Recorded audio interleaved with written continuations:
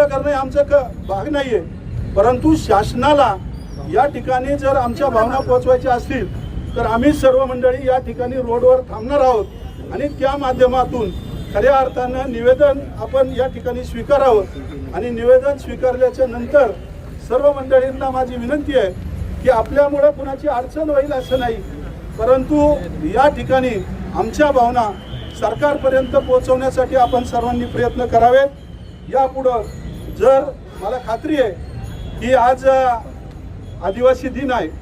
आपल्या तालुक्यामध्ये आणि सर्व तालुक्यामध्ये मोठ्या प्रमाणामध्ये आदिवासी बांधव आहेत आणि आदिवासी बांधवांच्या भावना ओळखून खऱ्या अर्थानं आदिवासींचा आज या क्रांती दिनाच्या निमित्तानं खऱ्या अर्थानं त्यांचा सन्मान होणं म्हणून आपण आदिवासी दिन साजरा करत असतो. आजच्या दिवशी या आंदोलनाचा उपयोग नक्कीच सरकार त्या ठिकाणी ही रेल्वे पूर्ववत करील आणि आदिवासींचा सन्मान आज आदिवासी दिनाच्या निमित्तानं होईल अशी अपेक्षा व्यक्त करतो आणि थांबतो.